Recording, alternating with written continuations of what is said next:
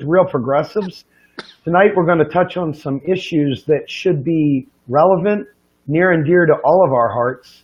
And it's really something that is not talked about enough. We're left with a very, very untenable situation as the Trump administration comes through slashing and burning its way to its goals. So without further ado, I'm going to go ahead and I'm going to bring Jolton Joe Firestone onto the program. Joe, how are you, sir? I'm fine, Steve, just fine. So you were talking about inflation last week, and you wanted to get us started there. Talk to us about inflation, Joe. Well, when we lost the connection last week, I was about to say that because none of the assumptions of the theory are satisfied, that the quantitative theory of money was clearly false as a causal theory. Okay, it might be an accounting identity, okay, but that doesn't mean, okay, that it applies to the real world. When applied to the real world, it turns out to be false because none of the assumptions are fulfilled. Now, some people would say that's not false, but there we get into the philosophy of the matter. I think as a practical matter, that's false. Okay. Hi, whoever's saying hi. Yeah, we got a bunch of highs out there. Okay, but it's not simply a matter of the theoretical assumptions not being fulfilled. It's also that there is empirical evidence now, and plenty of it, that the QTM is simply wrong.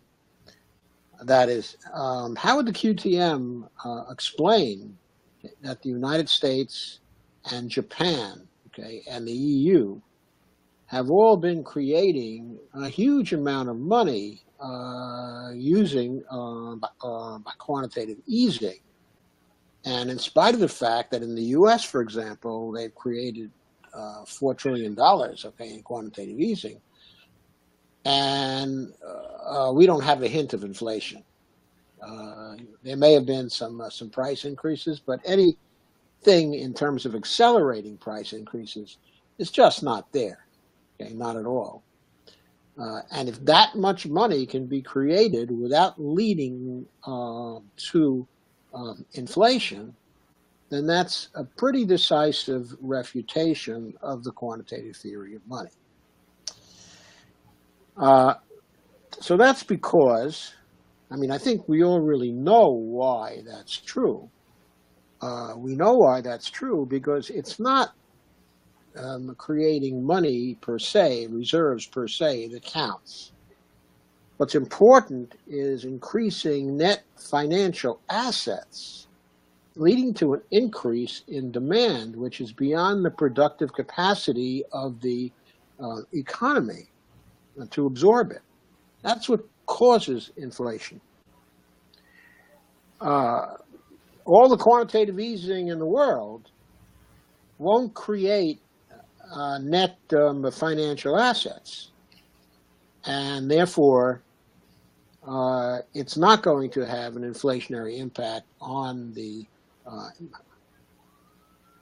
economy. So, okay, now of course, some net financial assets are reserves, are money, but unlike the quantitative easing money, they're not swaps for anything. And unlike the creation of money by banks, when they create a deposit in your account, following you borrowing money from a bank, there is no correspondence of a deposit with a note of yours, offsetting the deposit and creating a situation where no net financial assets are created. So some net financial assets are reserves, but lots of NFAs are in the form of bonds and securities and other financial instruments. In fact, I said earlier, some time ago, in fact, that compared to net financial assets in the form of securities, net financial assets in the form of simple reserves may even be deflationary. Why is that true?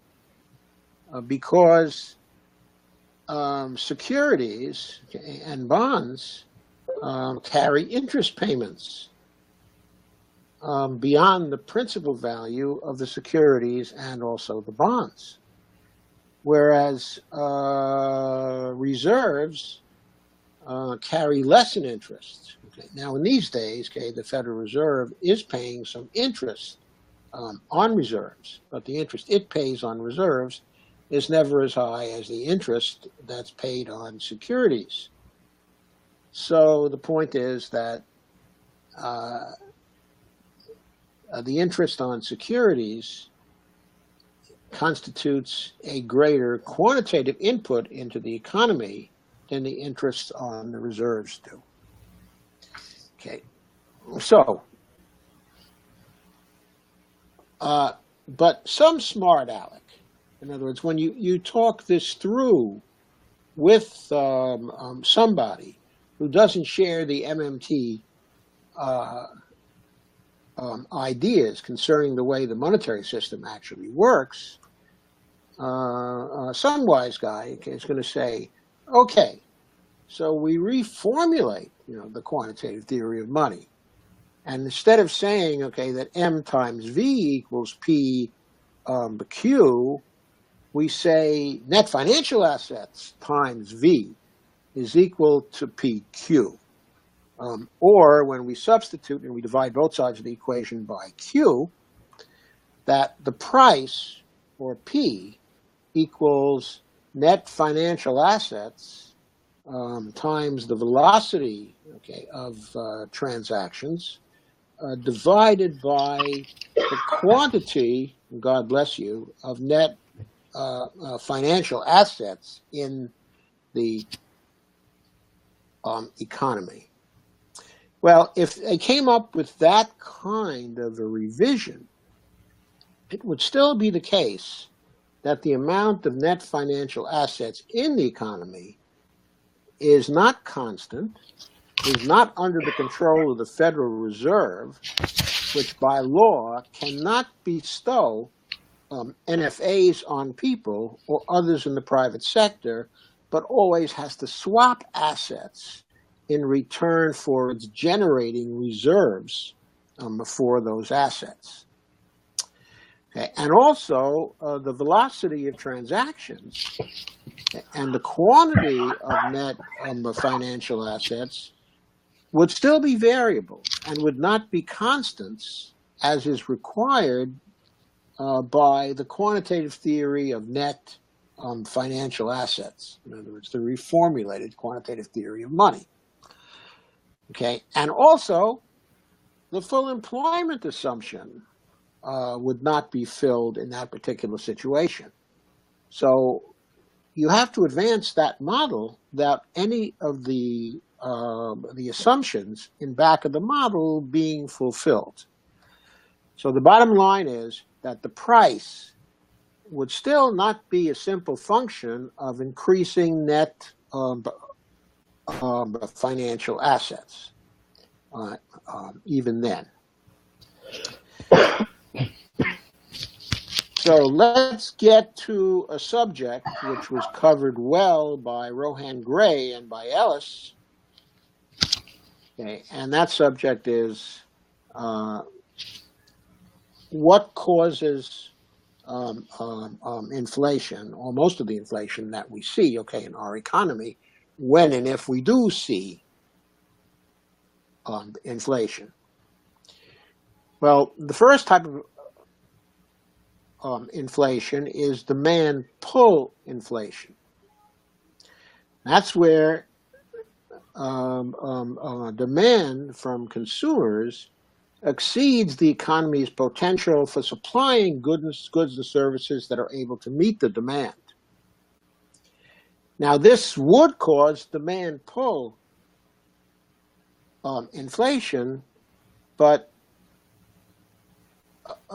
it's hard to trigger that kind of inflation because here are the sources that count.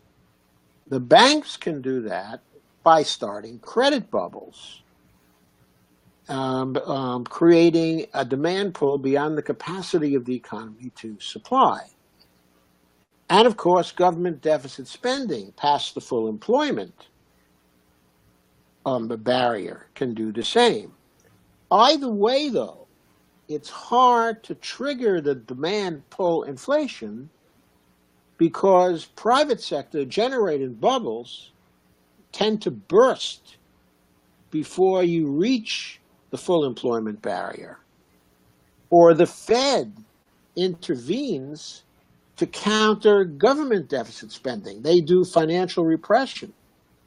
At least that's been the pattern over the last 40, 50 years.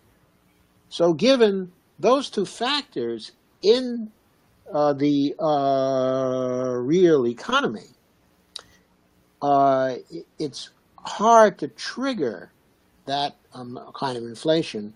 And it's pretty clear we would have to get to full employment before we're successful in triggering that. Now, sometimes demand pull type of inflation is not a general condition, but focuses in a few particular areas of the economy where it's not able to meet the demand.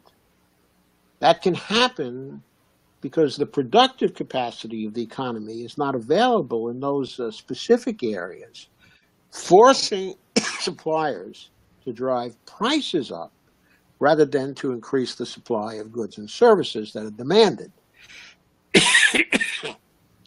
Now, the remedy for that, of course, is to bring new sources of supply online. But in any case, that would not be a generalized kind of inflation unless the areas where the bubbles are getting created are so important that they're percolating into the rest of the economy.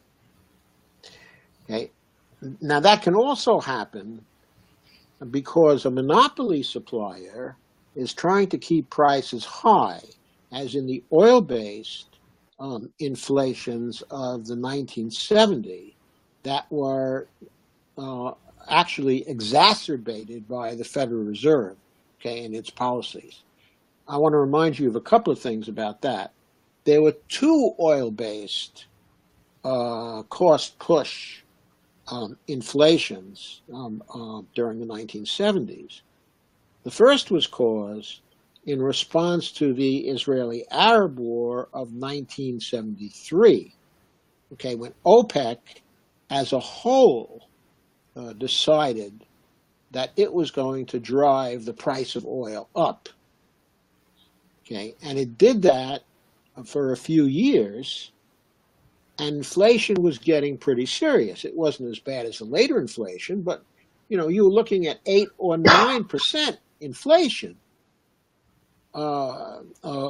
price increases, okay, from year to year, due to an oil price shock during the Ford administration. Then things tended to calm down a little because it wasn't possible for OPEC to maintain the price points. That is, they fell into disunity to some degree. And so the inflationary pressures were eased for a time. When Jimmy Carter came in, however, the 2 years into his presidency, I believe it was 2 years, 2 or 3 years, or 1 year, I forget exactly when, the Saudis gained control of the oil supply market. When I say that, okay, that their own desire to increase prices in the oil market was sufficient to set the prices in that market. They didn't have to get the cooperation of the rest of OPEC. Now, they pretty much got it anyway. But by this time, they were the price leader because they were producing so much oil. and the oil was the best quality in the oil patch, as it were. So they decided that they were going to drive the price up in order to profit. And then that was the second round of gas lines and the second round, of difficulty. Now, that was interpreted by the powers that be as an inflation which was primarily caused by demand, because they felt the Carter administration was spending too much. Now, the Carter administration was running at this time small deficits and was doing its best to cut those deficits down to nothing, and it came pretty close. We were not in the same situation that we were in the late 90s, where our trade deficits were also very high. During the 1970s, they were very minimal. So Carter did not have exactly the same kind of problem, but he did have an unemployment problem, and he felt he couldn't fix the unemployment problem. I mean, he would try to fix it, then the deficits would grow, and then he would back off it, because he was taken with financial responsibility. And the Saudis were setting the price of oil, and oil was very, very necessary to the rest of our economy. So that was the case where a cost push inflation was percolating into the rest of the economy pretty well. Enter Paul Volcker. In the latter part of the Carter administration, I believe in 1979, Carter decides that Paul Volcker is going to head up the Federal Reserve. And Tall Paul decided that what he was going to do was to stamp out inflation by trying to control the money supply. And he did this by tightening credit very, very radically, and also by raising interest rates continually in response to increases in the price and increases in the wages when the poor workers decided that they had to try to compensate for the price increases by getting wage increases. Now, there were weak efforts by the Carter administration to do wage and price controls, but they weren't very effective because they were half-hearted, and weak. Nothing like the World War II efforts, So they couldn't put an end to it, in that way. And Volcker, stubborn guy that he was, keeps on raising the interest rates until the prime finally reached, I believe it was 21% at the peak. So here's Volcker with interest rates of 21% and credit supply tight. He's crushing the economy. And so we hit the peak of the stagflation. The economy is slowing down to a crawl, and yet we have inflation.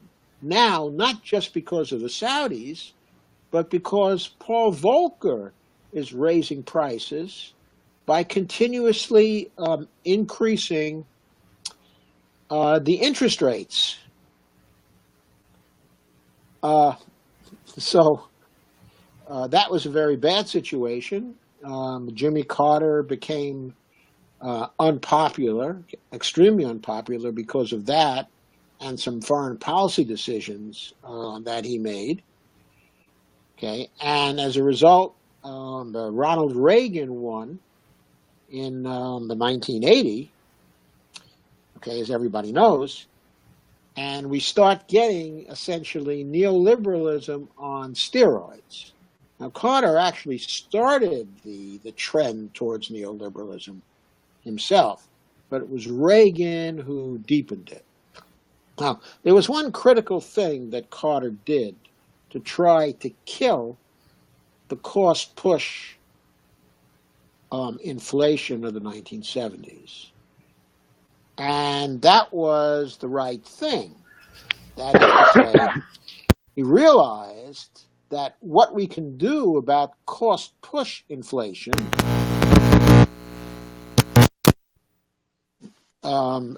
is to try to relieve supply difficulties by developing new supply capabilities. And so he deregulated the natural gas market to try to get people to invest in natural gas and to bring an alternative source of energy to the table. Now, of course, it's not an overnight thing, to do this. So he deregulated, I think, kind of midway through his term. And then it took a few years to come online. And who was president when it came online? Ronald Reagan. And who was the head of the Fed when it came online? It was Paul Volcker. So because of the effect of Carter's natural gas deregulation, they suddenly see that the same inflationary pressure is not there in the economy. And Volcker realizes he can begin to ease off the interest rates. And so he does. And Reagan, very lucky person that he was, begins to benefit from that because the economy starts to boom. And Reagan gets the credit for the boom. But the real reason for the boom was that the inflation stopped. Volcker's pressure on the economy was decreasing, and because people weren't able to spend as freely before because of the crunch on the economy, there was plenty of demand that was pent up in the economy. So that caused a business boom. Okay. And Reagan got a reputation as a result as being a fine president. Okay, so that's one of the ironies, of history. Had Carter managed to stay in office, then in his second term,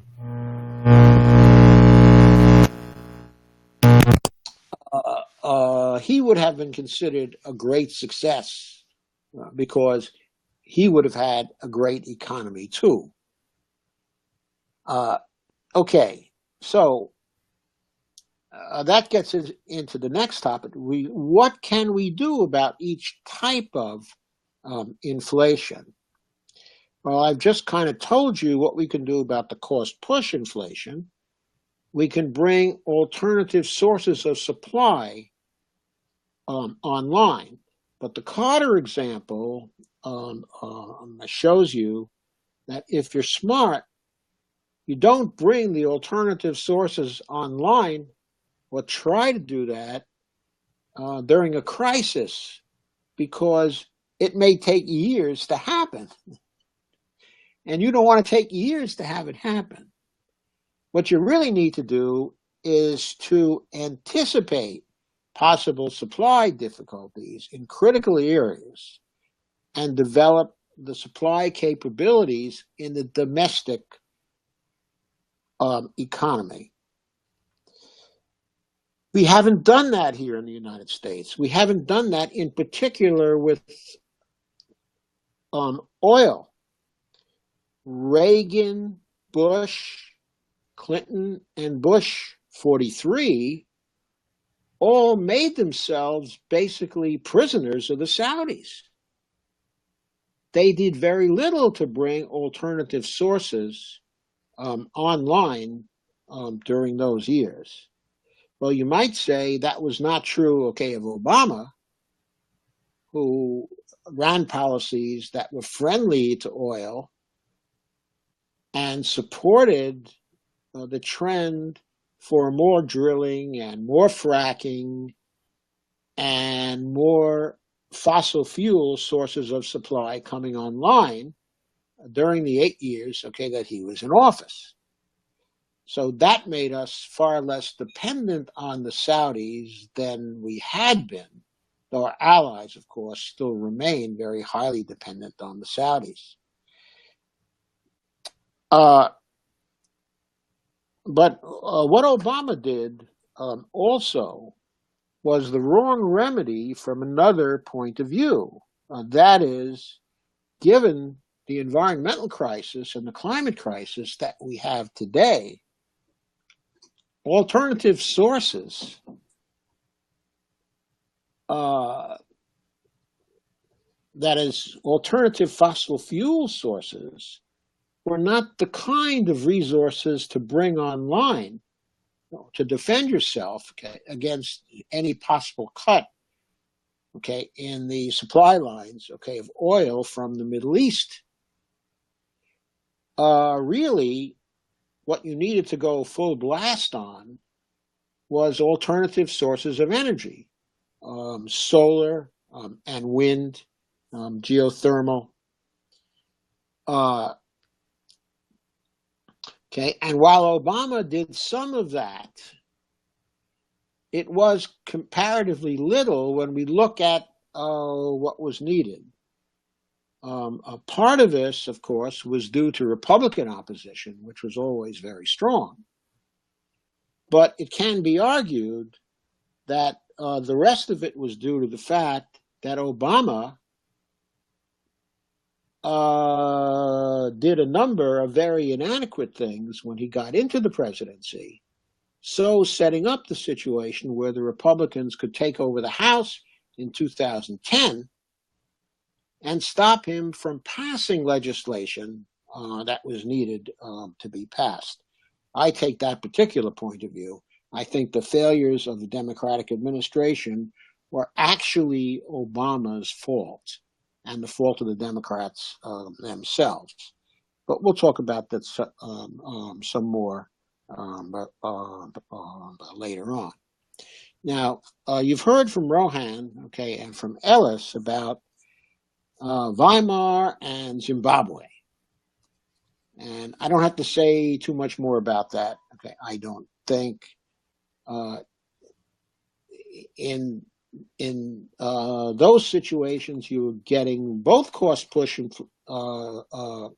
inflation and also demand pull inflation, because the productive capacity of both of those economies was destroyed by political systems that were broken for different reasons. Okay, so that's what was at play there, and those inflations, or actually not simply inflations, but the hyperinflations, were not really surprising when you get at the underlying cause, and they have no bearing or no relevance to the situation of the United States today, where there's still plenty of capacity to produce goods and services that we need, and a very strong capacity to innovate new sources of supply as well. So those examples do not apply to the United States and do not have anything to do with the right way to cure the unemployment problem that we have. So now what I'd like to do is to leave the topic of inflation and move to our second topic for the night, which is the Trump administration's likely impact on austerity. Now, I've said before, okay, in other interviews, that there are two types of austerity in terms of general categories to focus on.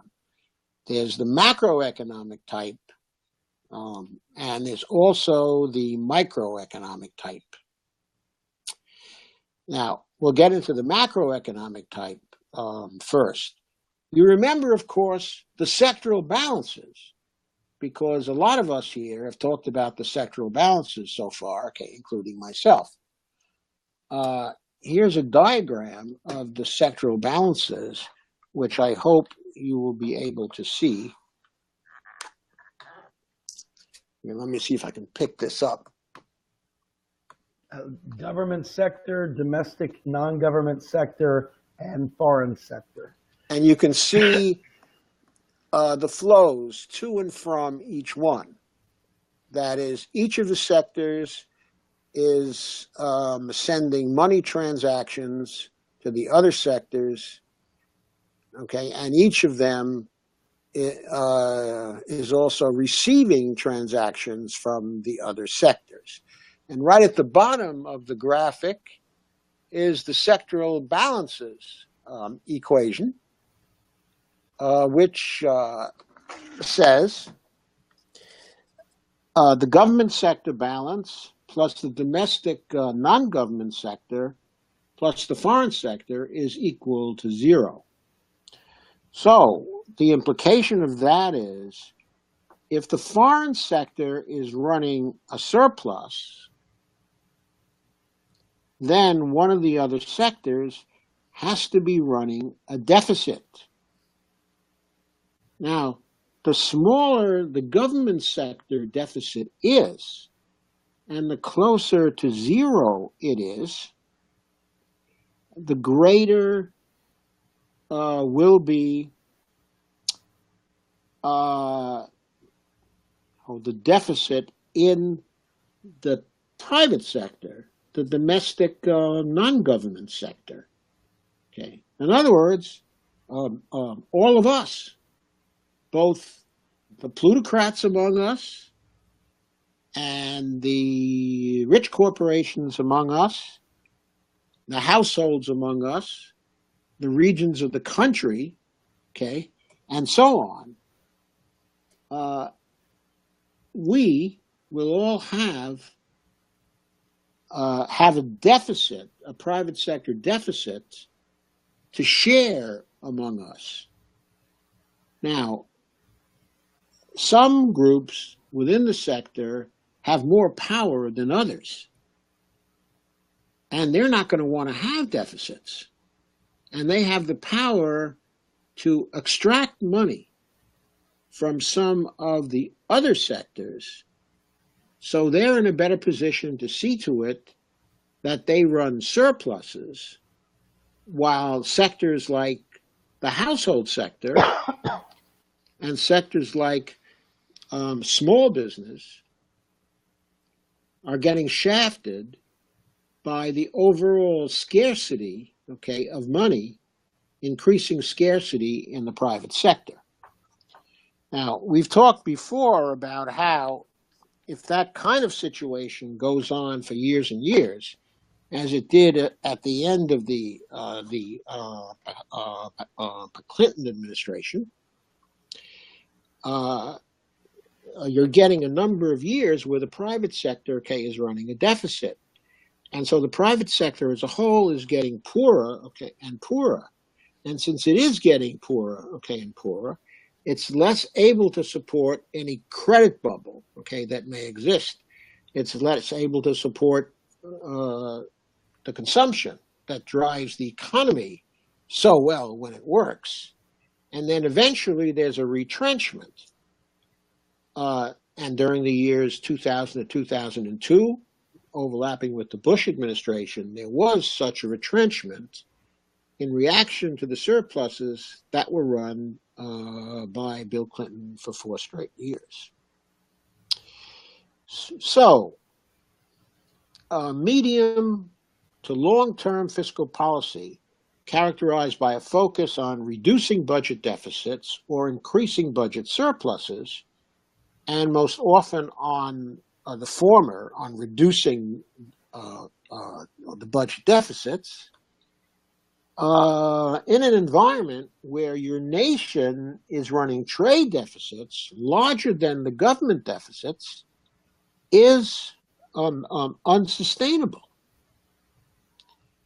To look at this another way, if there's a foreign sector surplus greater than the government sector deficit, okay, then the domestic non-government sector must also be in deficit. And this is just the consequence of the sectoral balance equation, okay, and the way it works.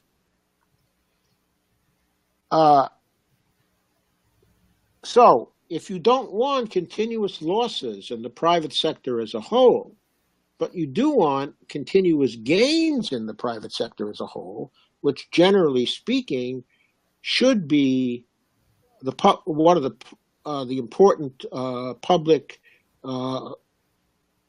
purposes, okay, of economic policies.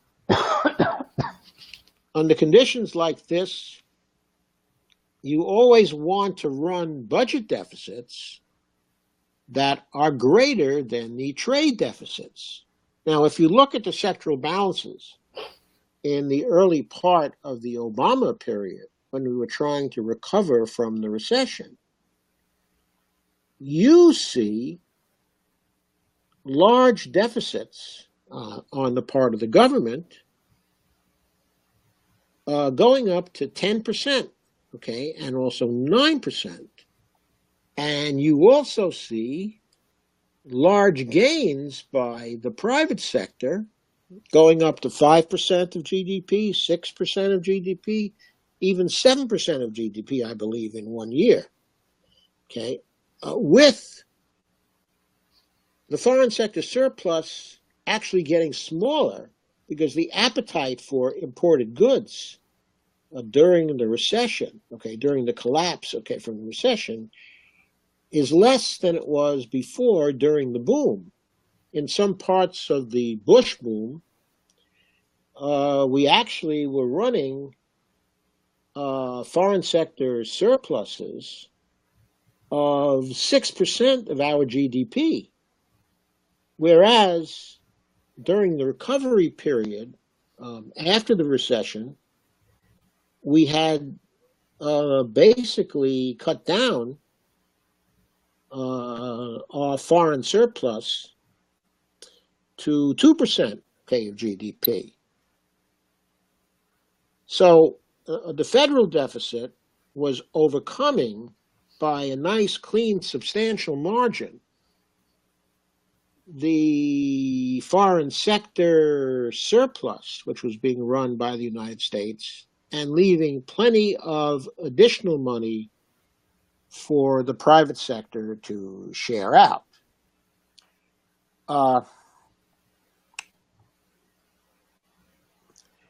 Okay, now, it's expected,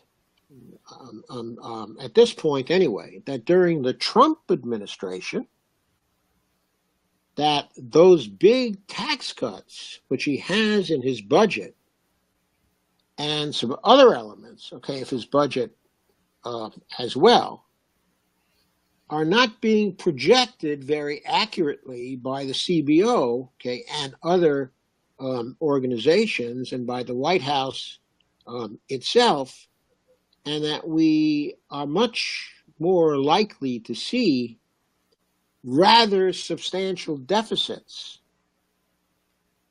coming from the Trump administration that CBO is right now currently scoring. So if that's the case, those deficits are going to overcome the foreign sector surplus and leave a positive private sector balance, which means the macroeconomic austerity is going to end. Now, strictly speaking, we haven't been running actually macroeconomic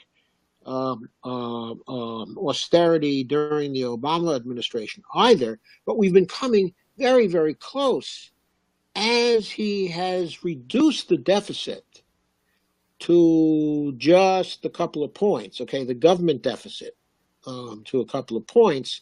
It was getting to be the equal of the foreign sector surplus, so that there wasn't much left over for the private sector to share out. It hadn't yet got into the condition where the private sector was running a deficit yet, but it was getting damn close.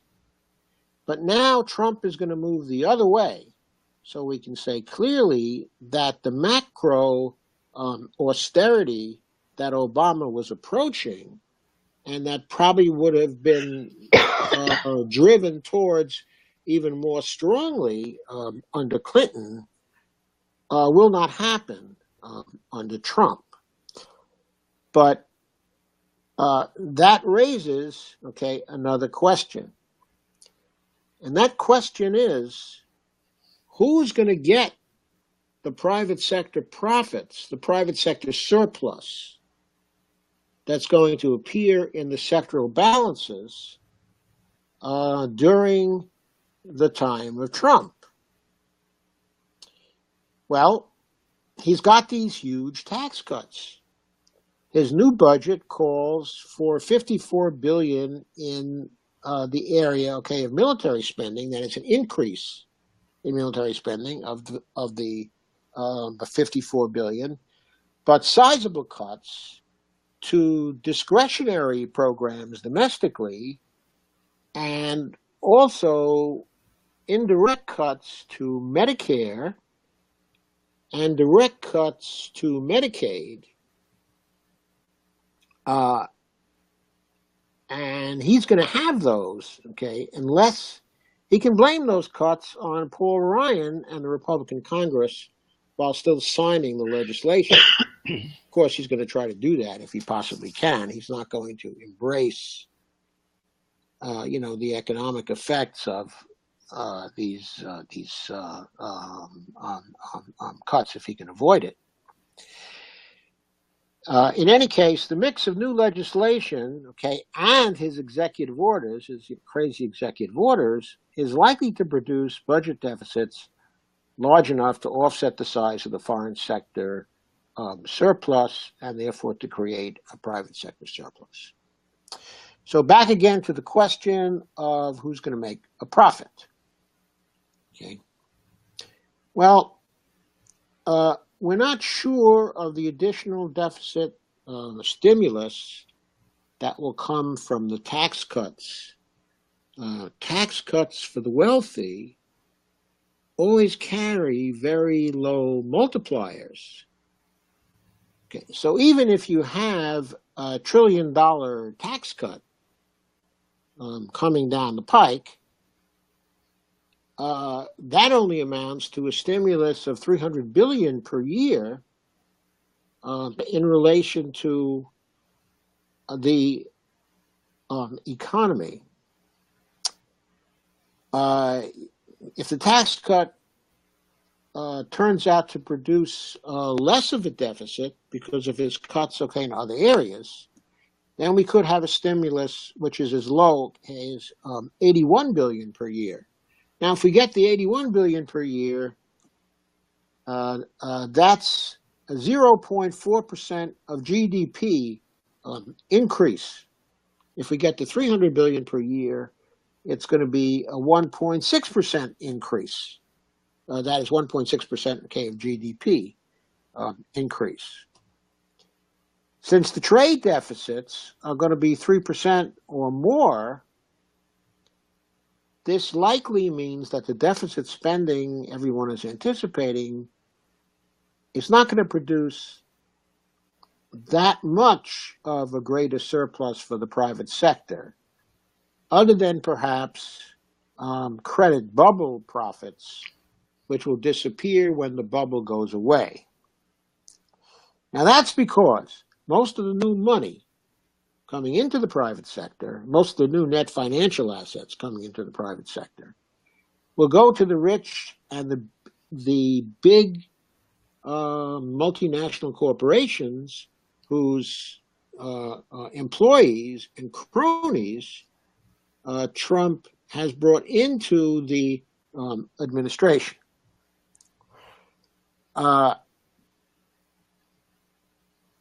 Sending the money or directing the money from the private sector towards them is going to further exacerbate inequality which exists in the American system.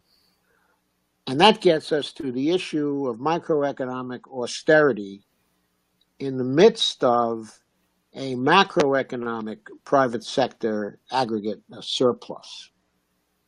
That's a mouthful. Yes, it's a mouthful, but I think you understand. Yes, sir.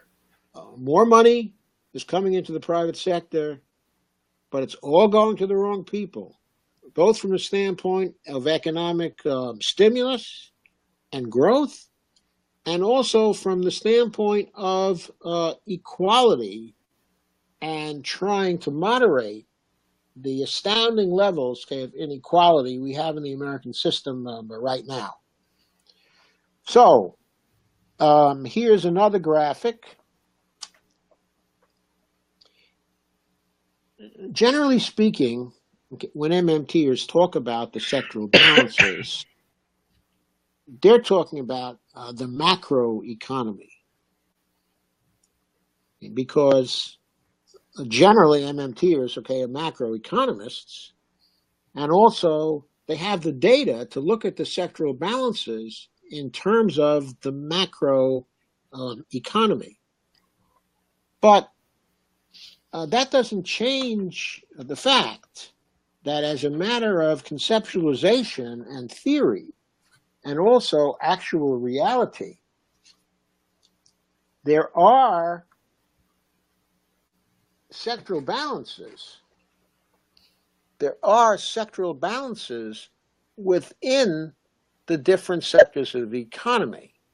Now, Steve, if you would, since I can't really see it, Yep. if you can see this graphic. Yes, sir. You got the micro sectoral transactions, government sector, domestic, local, non-government sector, and external sectors. Okay, now, when I say the local non-government sector, I'm talking about as local, whichever sector of the economy you're focusing on. In other words, if you're focusing on the household sector, then it could be the household sector, when I say local. If you're focusing on, on regional economies, on certain states or certain cities, it would be those states, or cities. Now, if you look at those as units or subsystems of the larger economy, then if you take a city, for example, a city is doing transactions, it's doing money flows with the national government, because people who live in the cities are sending all kinds of revenue to the federal government. And of course, the city is receiving federal aid, it's receiving state aid, and it's also receiving money transactions from other local areas. So Detroit, for example,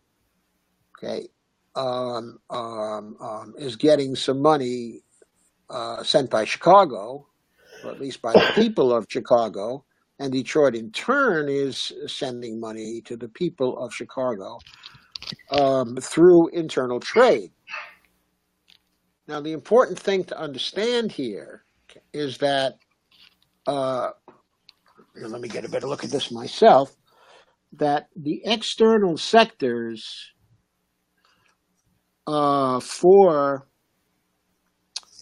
the local focus that you're using not only involve the foreign sector of the economy, but from the viewpoint of a particular city, like once again Detroit. I don't know why I'm focusing so much on Detroit, probably because they've had a terrible time over the last 15 to 20 years, in which the city was practically destroyed, in many ways. But from their point of view, other domestic non-government sectors in other localities are like the foreign sector. In other words, they might be running, quote, foreign, unquote, sector surpluses with respect to Detroit. So you can conceive of the United States as a whole bunch of areas that are running sectoral transactions with other areas inside of the United States. Joe, I think the camera's off a little bit. Lean back a little bit. Just there Okay, you I go. will. Perfect. Okay, Yes, sir. okay, I will. So the point, okay, I'm trying to make is to understand what's going on at the micro level, at the city level, okay, or at the category of households level, okay, or at a particular industry level. You really should be thinking about it in terms of the kinds of transactions that are going into the subsystem that you're focusing on and that you're trying to analyze. And if you think in those terms and you look at any relevant data that you can get a hold of in those terms, which at these levels is going to be much more sketchy, okay, than at the macro level of the economy, and you try to look at these flows, you can begin to analyze which categories, which of the local areas, which subclasses of the middle class, let's say, okay, are getting treated to micro austerity, okay, and which are at least getting some share of the end of macro austerity. Okay, and so that's a form of analysis you don't see much in terms of the micro economy, but I think it's something, okay, that MMTers should start to pay attention to, especially MMTers who are going into local governments, who are running for office there, who are trying to influence local governments, okay, and state governments.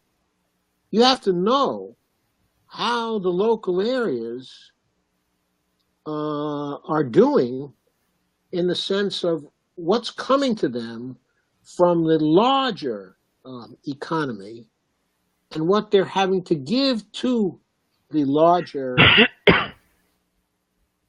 economy outside of their subsystem. And that not only means the government sector, but it also means the foreign sector, both the foreign sector and also the local foreign sector, the state as a whole, the other cities that your city or state, okay, is trading with.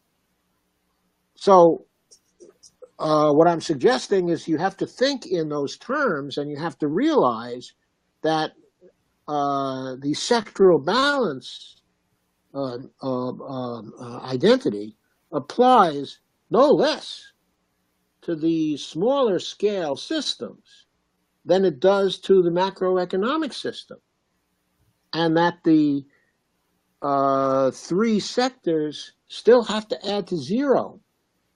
And you can use that to try to infer who's getting screwed and who's not. So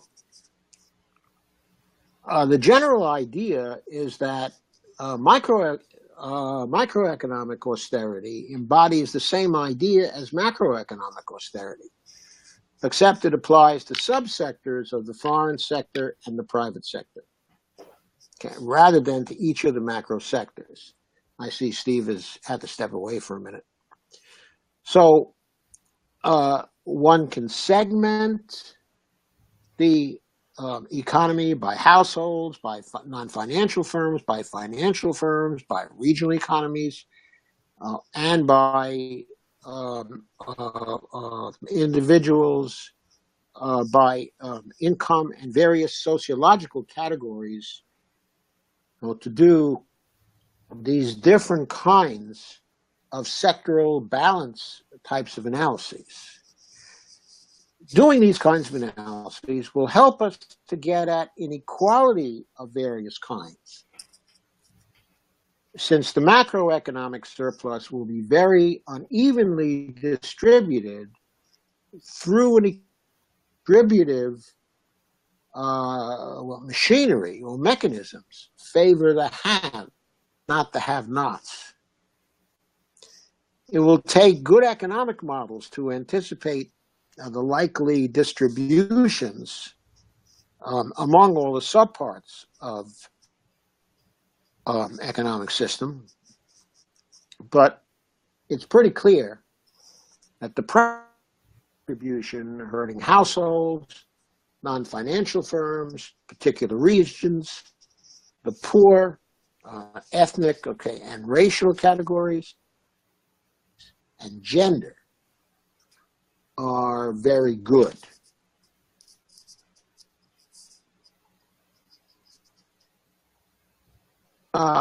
So, from a policy point of view, what we need to do now is the micro economic austerity coming to America, I should say, the additional microeconomic austerity, because we were getting plenty of that in the Obama administration too. It's just going to increase under Trump. We have to analyze the administration, the legislation coming out of the Congress and the Trump administration to see where they're going to be sending money through government spending. Because if that's targeted at sending most or all of the private sector surplus to the rich and powerful, and the surplus is going to leave the needy in bad shape, and it's only going to increase the ridiculous amount of inequality we see in our system. So let's now transition a bit. Those are general ideas on austerity coming to the economy during the Trump administration.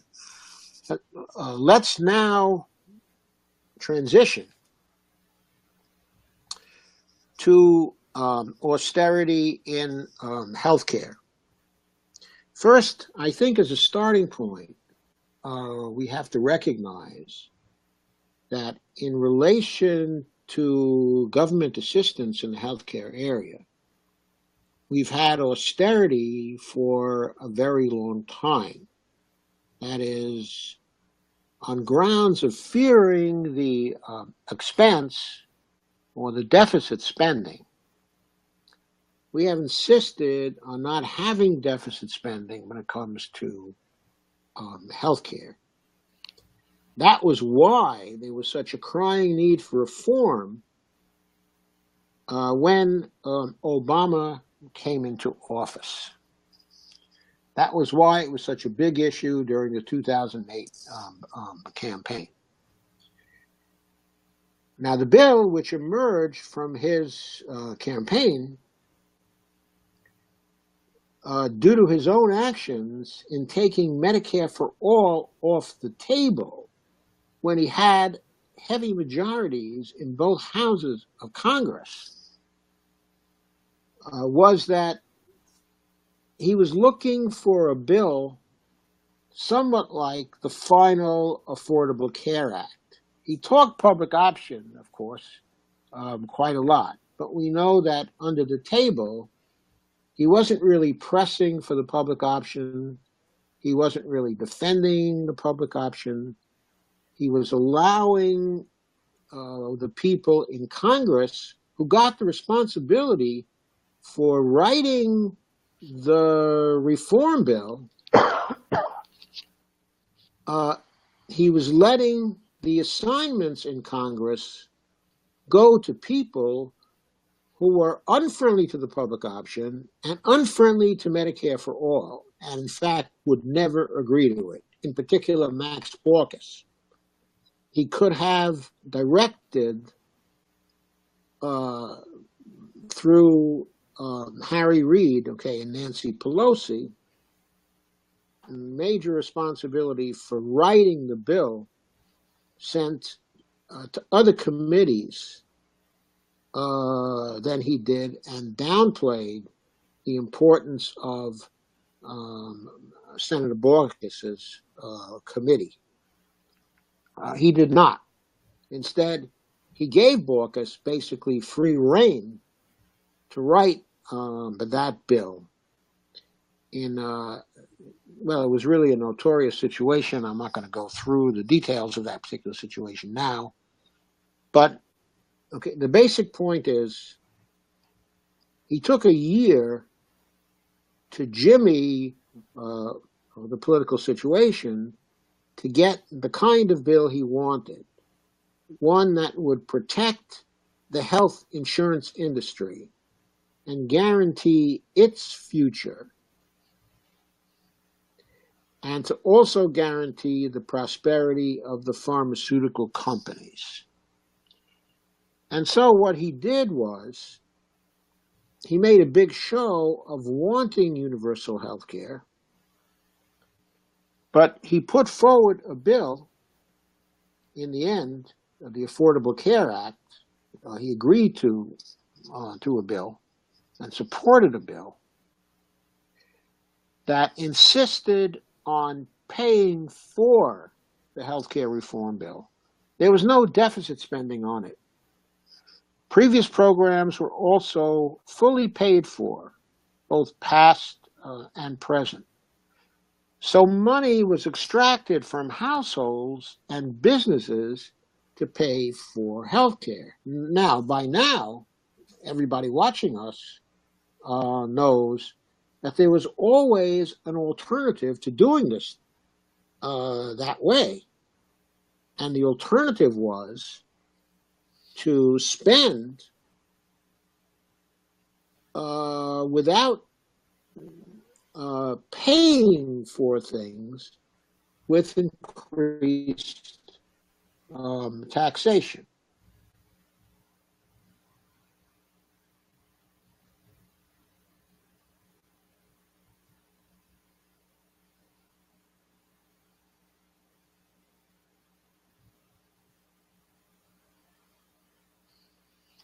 I think we might have a technical delay here.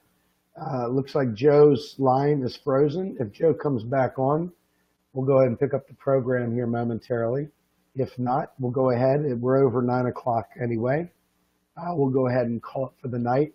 I don't have much voice, so I can't really carry on the show in between right now. So it does look like the feed is knocked down. So with that, I'm going to say thank you on behalf of Joseph Firestone and myself. Thank you all for tuning in, and thank you for tolerating sick guy Steve over here. With that, I hope you learned something. Please share this video around, help others learn. Have a great night, everybody, and thank you for joining Real Progressives.